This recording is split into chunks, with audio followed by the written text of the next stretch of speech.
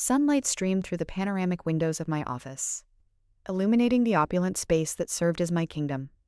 The cityscape sprawled before me, a concrete jungle mirroring the one I had meticulously built within the walls of my corporation. A place I had worked hard for, the future I had always envisioned for myself was all mine, and it was better than what I had hoped for. From this vantage point, everything seemed perfect. The plush carpet beneath my feet, the gleaming glass and chrome furniture, and the carefully curated art collection adorning the walls, all testaments to my success. Yet, a hollowness gnawed at me, a persistent emptiness that no amount of material wealth could ever fill. I felt like everything I thought would make me the happiest turned out to fill a little of the empty space inside me. My marriage to Richard was a carefully constructed facade, a strategic alliance forged for the sake of appearances. He was the heir to a media empire, his name synonymous with power and prestige. I, the ambitious young woman with a burning desire to climb the corporate ladder, saw in him the key to unlocking doors that would otherwise remain stubbornly closed. Love had never been part of the equation.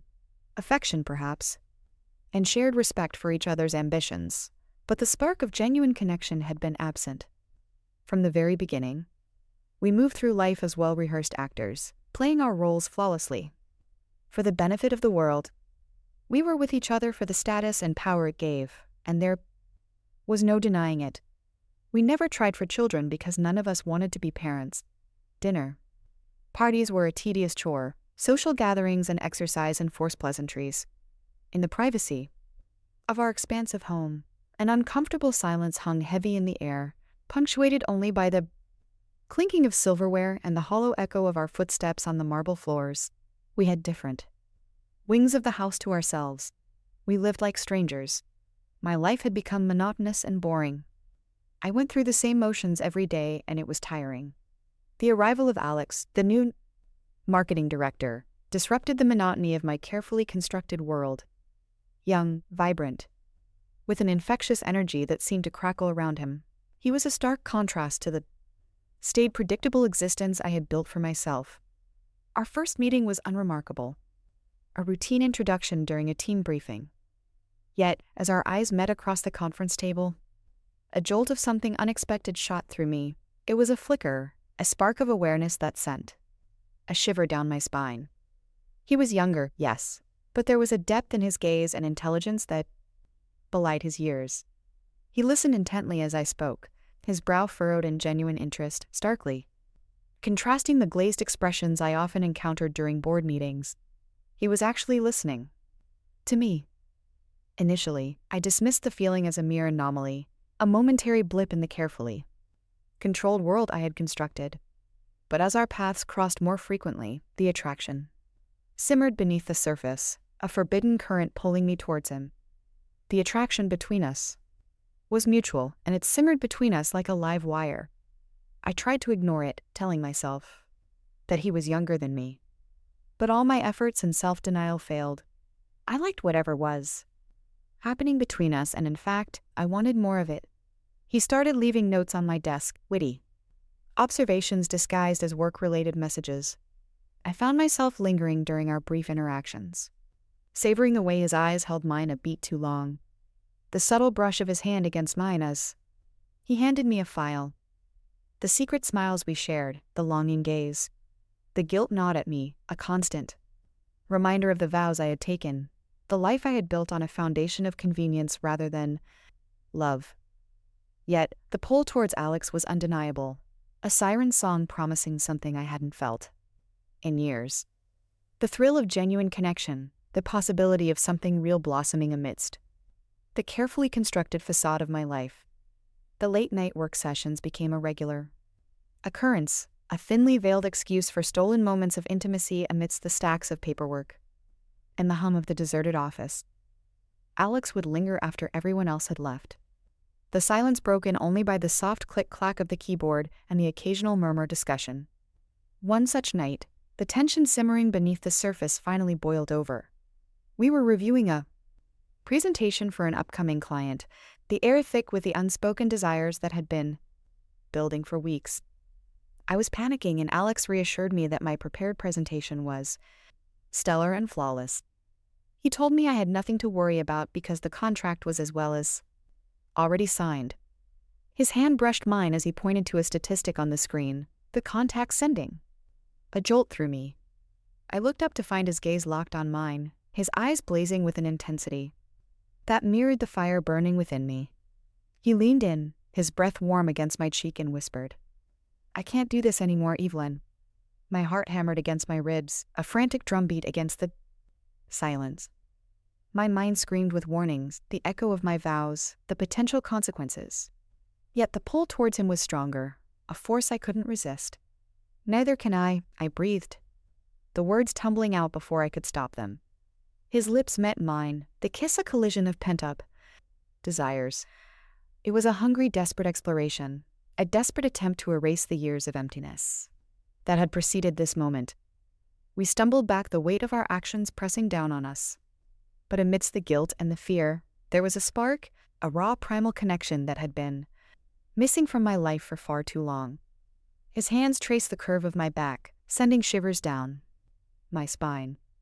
We retreated to the plush couch in my office, the leather cool against our heated skin. His touch was a whirlwind, a map of exploration that ignited every nerve ending in my body. He whispered my name, a hoarse murmur against my skin, his voice a stark contrast to the silence that had become the soundtrack of my marriage. At that moment, the opulent office, the symbol of my carefully constructed life, faded away. All that existed was the warmth of his touch, the frantic rhythm of our breaths, and the intoxicating feeling of being truly desired. We didn't need to go all the way. The unspoken understanding hung heavy in the air, a shared acknowledgement of the precariousness of our situation.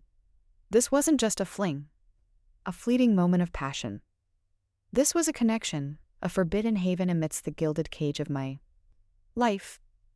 The attraction between us was alive, and there was no denying its heat with the way it constantly drew us together. As the night wore on and the first rays of dawn peeked through the blinds, we lay tangled together, the aftershocks of our encounters still reverberating through our bodies. Guilt gnawed at the edges of my conscience, a constant reminder of the line I had crossed. But as I looked into Alex's eyes, the warmth and understanding reflected there, I knew this wasn't just about stolen moments and fleeting pleasure. It was about a connection, a shared spark that had ignited a fire within me, a fire that refused to be extinguished. As the days turned into weeks, the stolen moments became a carefully woven tapestry in the fabric of my life. Late-night work sessions morphed into stolen lunches, business trips became opportunities for clandestine rendezvous in hidden hotel rooms. The thrill of the forbidden fueled our connection, the shared secret of a foundation for a bond that transcended the physical. Alex became my confidant, the one person I could truly be myself with. He listened without judgment, his eyes reflecting a genuine interest in the woman beneath the CEO facade. He challenged me, pushed me to see beyond the carefully constructed walls of my life, to rediscover the dreams I had, buried beneath the weight of ambition and societal expectations. He reassured me that I still had what it took, and as the door that had blocked my creative flow fell apart, I found that he was right. I was creating and drafting exciting projects again. My life felt brighter. The guilt never fully dissipated, a constant shadow cast by the vows I had spoken. But with each stolen glance, each whispered conversation, the connection with Alex grew stronger. A beacon of warmth in the cold emptiness of my marriage. One evening, during a particularly grueling board meeting, a subtle shift in Richard's demeanor caught my eye. He seemed distracted, his gaze lingering a beat too long on a young intern across the table. A flicker of something akin to jealousy sparked within me, a twisted justification for my own actions. It wasn't the first time I had noticed such behavior. Richard, like me, had mastered the art of maintaining appearances. But the realization that he too might be seeking solace outside the confines of our loveless marriage offered a cold comfort, a shared hypocrisy that did little to alleviate the weight of my own betrayal. Despite the ever-present risk of discovery, the thought of severing the connection with Alex was unthinkable. The emotional fulfillment, the sense of being truly seen and desired, was a drug I couldn't easily relinquish. I was a willing addict to the feeling that being with Alex brought me. So, we continued our clandestine dance, weaving a secret life amidst the tapestry of our public personas, the board meetings, the charity gallows, the carefully orchestrated social gatherings, they all became a facade, a stage where we played our assigned roles flawlessly. But beneath the surface, a different story unfolded, a story of stolen moments, whispered promises, and a forbidden love that burned bright, a secret flame flickering in the darkness forever hidden from the world. Our secret life became a meticulously choreographed dance, a constant balancing act between the carefully constructed facade of my marriage and the exhilarating reality of my affair with Alex. Company events became opportunities for stolen glances, and discreet touches and business trips transformed into stolen weekends and hidden corners of the world. The thrill of the forbidden fueled our connection, the shared secret of a potent bond that transcended the physical. We were conspirators and a silent rebellion against the loveless marriage that had become my reality. Alex became my confidant, the one person I could truly be myself with. He saw through the polished CEO's exterior, recognizing the woman beneath the carefully constructed mask. He challenged me and pushed me to rediscover the dreams I had buried beneath the weight of ambition and societal expectations. The guilt never fully dissipated, a constant shadow cast by the vows I had spoken. But with each stolen moment, each whispered conversation, the connection with Alex grew stronger, a beacon of warmth in the cold emptiness of my marriage. One evening, during a particularly grueling board meeting, a subtle shift in Richard's demeanor caught my eye. He seemed distracted, his gaze lingering a beat too long on a young intern across the table. A flicker of something akin to jealousy sparked within me, a twisted justification for my own actions. It wasn't the first time I had noticed such behavior. Richard, like me, had mastered the art of maintaining appearances. But the realization that he too might be seeking solace outside the confines of our loveless marriage offered a cold comfort, a shared hypocrisy that did little to alleviate the weight of my own betrayal. Despite the ever-present risk of discovery, the thought of severing the connection with Alex was unthinkable. The emotional fulfillment, the sense of being truly seen and desired, was a drug I couldn't easily relinquish. So we continued our clandestine dance, weaving a secret life amidst the tapestry of our public personas. The board meetings, the charity gallows, the carefully orchestrated social gatherings, they all became a facade, a stage where we played our assigned roles flawlessly. But beneath the surface, a different story unfolded, a story of stolen moments, whispered promises, and a forbidden love that burned bright, a secret flame flickering in the darkness, forever hidden from the world.